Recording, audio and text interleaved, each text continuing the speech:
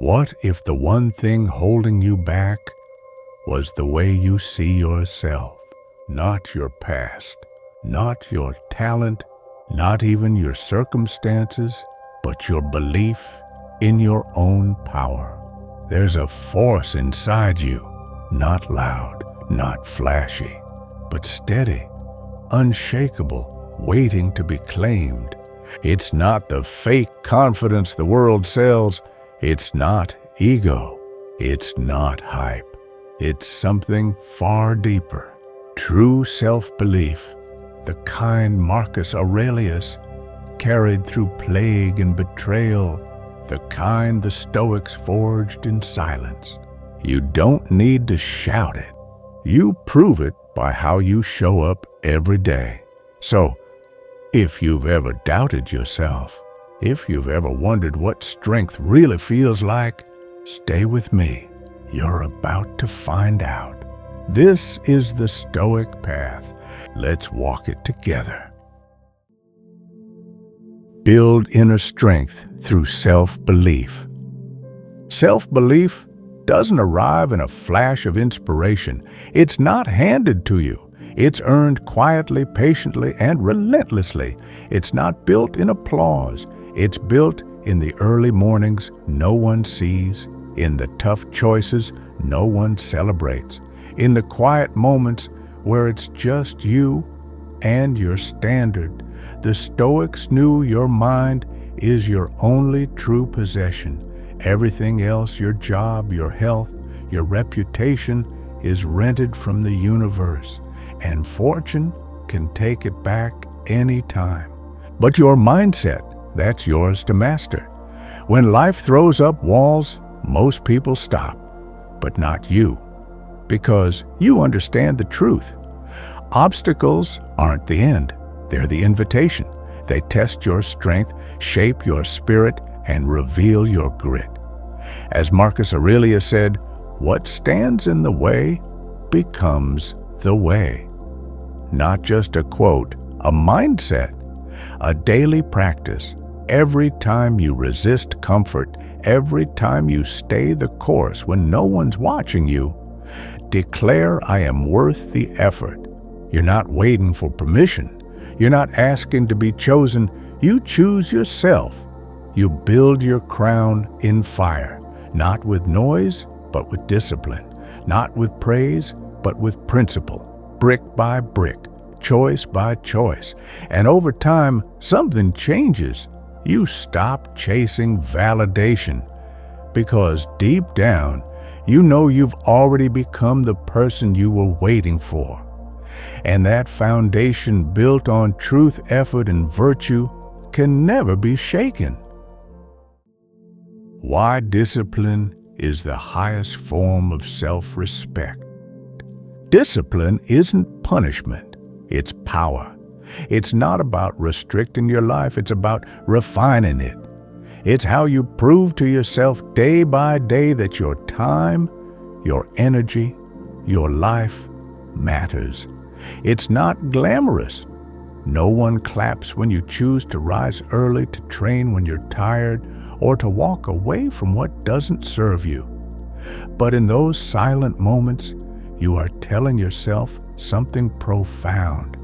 You're saying, I'm not here to drift, I'm here to direct. Most people are ruled by impulse, chasing comfort, chasing escape. The Stoic, he chooses command, not over others, but over himself. Because discipline is not about control, it's about care. Caring enough to say, I'll do what's right for me, even when it's hard, especially when it's hard. As Epictetus put it, no man is free who is not master of himself. And that's the truth. You're not free when you do whatever you feel. You're free when your principles guide you, when your values lead the way, not your mood. Each small act waking with purpose, resisting temptation, staying silent when anger begs to speak. These aren't just habits, they're honors.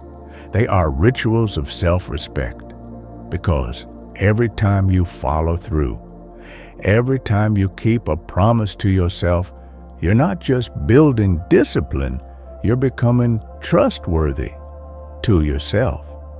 And that trust, it's everything. It's the quiet, steady anchor you'll need when life throws chaos your way. Because when you can rely on you, when your word to yourself means something, you carry a kind of peace this world can't shake. That's why the Stoics trained in calm. So when the storm came, they were ready. Discipline is the soul's armor, invisible, heavy, and absolutely necessary. So wear it daily, not for the world, for yourself. Master your mind, the power of inner stillness. The world is loud. It pushes, it pulls, it demands a reaction. But the Stoic doesn't live at the surface. The Stoic goes inward, because strength isn't always found in force. Sometimes it's found in stillness. Where others shout, you listen.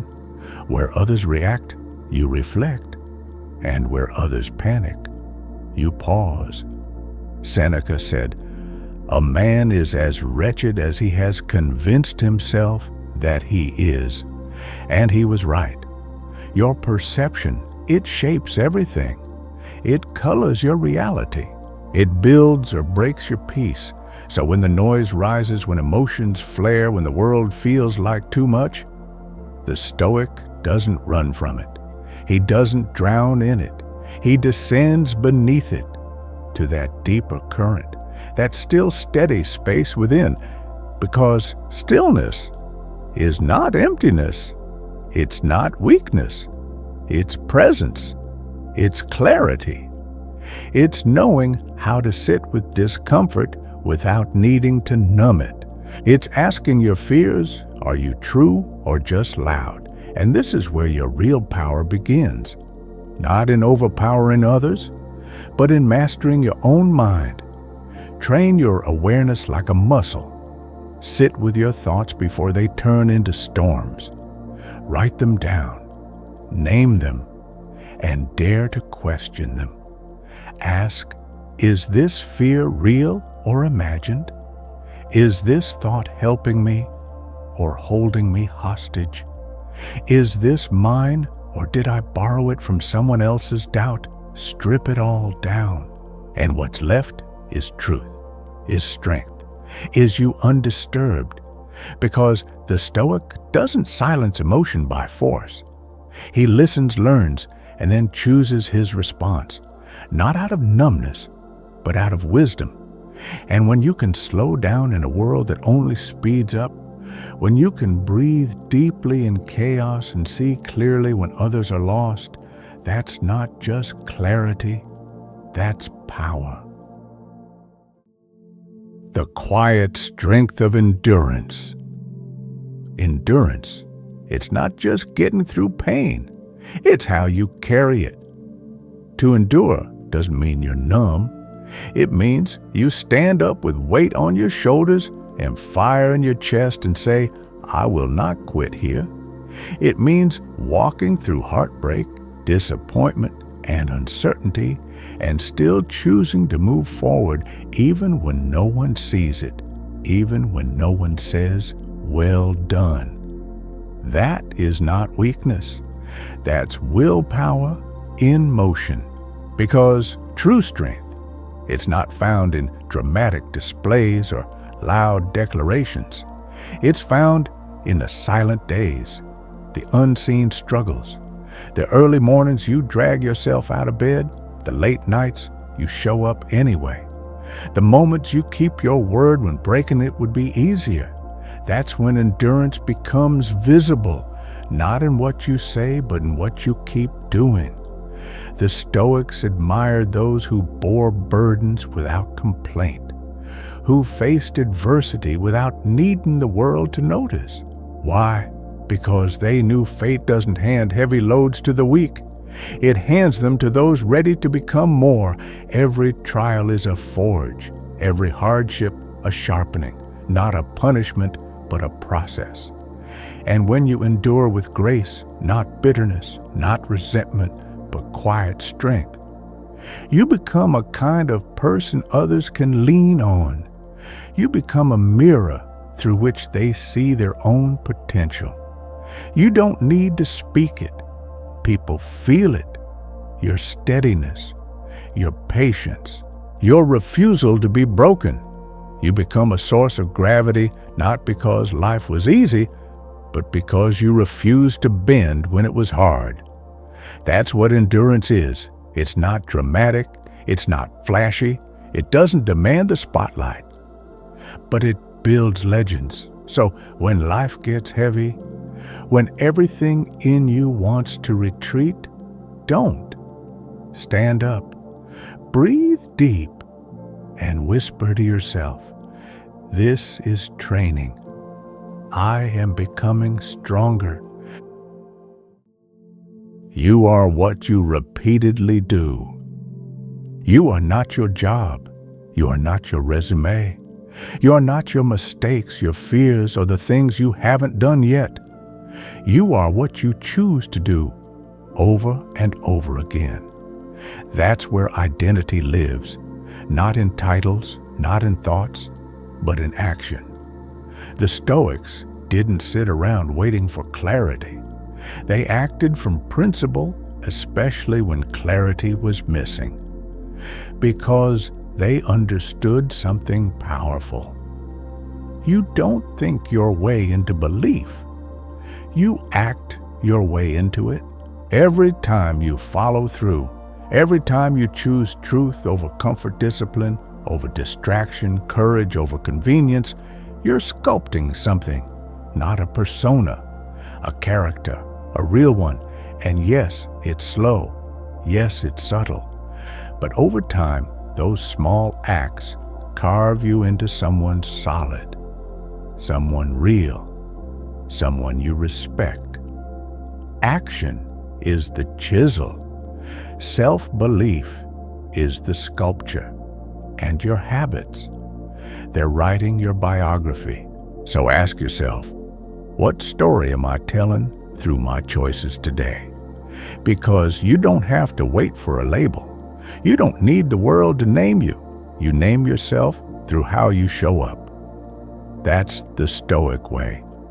Not to wait until you feel brave, but to act bravely until courage becomes part of your skin. So stop waiting for permission to become who you already are. Just start walking, start building, start becoming, and let your life speak louder than any title ever could. How to face doubt with Stoic confidence. Let's be honest, doubt is part of the journey. It shows up when you care, when you're on the edge of something real, something that stretches you. And here's the thing, doubt isn't weakness. It's a signal, a signpost that says you're stepping into growth. The Stoics never said you wouldn't feel fear. They said you could train your response to it, because fear screams, "What if I fail?" But courage answers, "What if I grow?" Epictetus reminds us, it's not the event that disturbs you, it's your judgment of it. So when doubt rises, it's not the task that's too big. It's often the story we've told ourselves about our limits. And you can rewrite that story with action. The Stoic doesn't wait for confidence to appear out of thin air. They move forward anyway. They choose to act not perfectly, but intentionally. Every time you show up when it's easier to shrink back, every time you take a step when fear says stay still, you chip away at the lie that you're not ready. Because readiness isn't a feeling. It's a result, a reward for motion repeated. So next time, doubt whispers, "You're not enough." Respond with movement. Respond with one small, deliberate step. Because each act aligned with your values builds trust within. And trust becomes belief. Not overnight, not loudly, but unshakably. This is how you face doubt like a Stoic, not by silencing it, but by showing it who's really in charge, you. And the path you're carving step by step is made of courage, the kind that doesn't need to roar, because it's already walking. Emotional control is real power. Let's get one thing straight. The Stoic isn't cold. They're not numb. They feel everything deeply. But here's the difference. They don't serve their emotions. They study them. They master them. They don't get hijacked by anger. They don't get swept away by fear. They don't collapse under anxiety.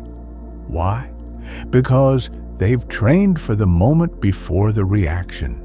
That sacred pause, the breath before the outburst, the silence before the snap, the second where chaos hits, and instead of lashing out, they lean inward.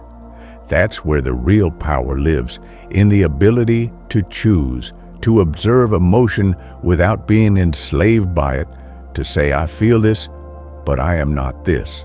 That is strength. That is emotional maturity. It's not the absence of feeling, it's the presence of wisdom. Marcus Aurelius didn't avoid emotion. He wrote his way through it, reflected on it, dissected it, and then responded not from impulse, but from intention. And you can do the same. Pause. Name what you feel. Ask yourself, is this useful? Does this align with who I want to be? Am I reacting or responding? You don't need to be perfect. You need to be aware, because the goal is not to suppress emotion, it's to elevate your response. So when others spiral, when things fall apart, you remain grounded. Not because you're unshakable, but because you've practiced stillness when the winds were calm. That's how you build unshakable calm in the storm.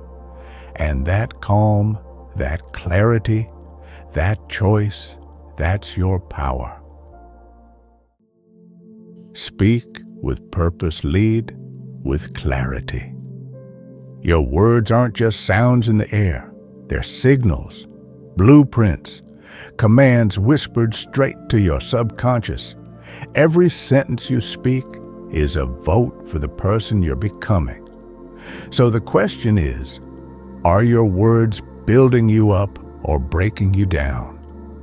You see, it's easy to brush off the things we say, the jokes at our own expense, the casual, I'm not good enough, the way we downplay our goals to make others comfortable. But those words matter. They echo. And if you say them enough, they don't just reflect doubt, they create it. Because language isn't just a mirror of your mindset, it's the sculptor of it. The Stoics knew speak clearly, speak truthfully, speak deliberately, not for show, but for alignment, not for approval, but for integrity. You don't need to shout your greatness, but don't whisper your worth either. Speak with intention. Speak like someone who respects their own voice. And I'm not just talking about what you say to others. I'm talking about what you say to yourself. Because that inner voice, it's always listening. So when you talk about your goals, speak with conviction. When you talk about your pain, speak with honesty, not victimhood. And when you talk to yourself, speak with grace, strength, and clarity. Don't poison your own well. Don't water your fears with the language of limitation. Instead, plant words like seeds. Speak to grow. Speak to strengthen. Speak to lead. Because your voice isn't just a tool for communication, it's a compass. And every time you use it with purpose, you steer yourself closer to the person you're meant to become. turn self-belief into a daily ritual. Self-belief isn't a lightning bolt. It's not a single breakthrough moment that changes everything. It's a vow, a daily one. It's built in the morning when you rise with purpose, not because you feel like it, but because you promised yourself you would. It's reinforced at night when you ask, not with judgment, but with honesty. Did I live today with integrity? Did I act from my values? Where did I stray, and how can I show up better tomorrow? The Stoics didn't drift. They didn't hope for growth. They designed it. Each day was a brick, each choice a brushstroke, and over time, those small intentional actions created something enduring character. Not built in the spotlight, but in the quiet corners of the day, the morning routines, the evening reflections, the promises kept in silence. This is where real self-belief is forged, not from motivation, but from devotion. Devotion to who you're becoming, to the life you're building, to the standard you refuse to lower. So create a rhythm, build a ritual, make space every day to remind yourself not of who you were, but of who you are choosing to become. Because when your life is shaped by intention, your belief isn't shaken by circumstance. That's the Stoic path to rise, reflect, and repeat.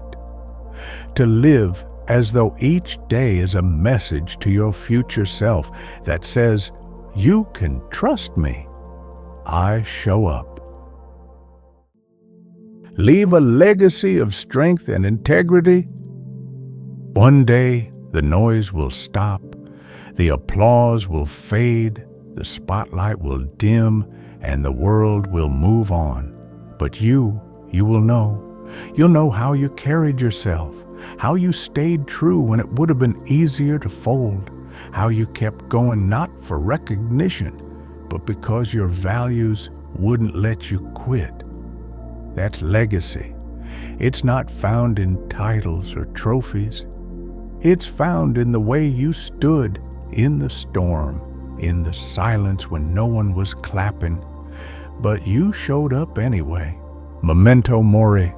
Remember, you will die, not to live in fear, but to live awake, to stop wasting time waiting to feel ready, to stop shrinking yourself to fit into places you've outgrown, to stop handing your power to opinions that don't know your path.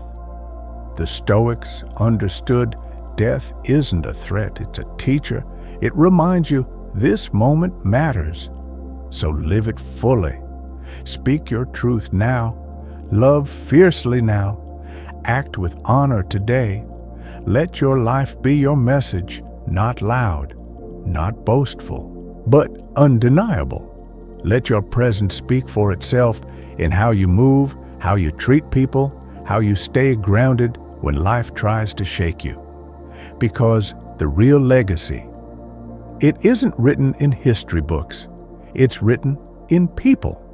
In the ones who feel stronger after being around you, who stand taller because they saw you stand steady. That's what self-belief leaves behind, not noise, but resonance. So when the day comes and your name is just an echo, your essence will still be speaking, not with words, but with impact. Live so that your soul remembers you walked this life with truth. You led yourself. You believed deeply, and you became someone unshakable. That is the legacy of the Stoic. Self-belief isn't noise, it's action. It's not the spotlight. It's the choice you make when no one's looking. The promise you keep when comfort tempts you to break it. It's a steady flame, earned, not given, not in moments of motivation, but in daily devotion. So don't wait for perfect timing. Don't wait for applause. Start walking. One decision, one step, one act of integrity at a time. Speak with purpose. Stand with courage. Live like your actions mean something, because they do. The Stoic path isn't loud. It doesn't chase approval. It leads with presence, with principle, with power from within. And if you've made it this far, something in you already knows. You're not waiting to become. You're remembering who you are. So, here's your next step. Begin today, deliberately, with clarity. Walk your truth. The flame is already lit.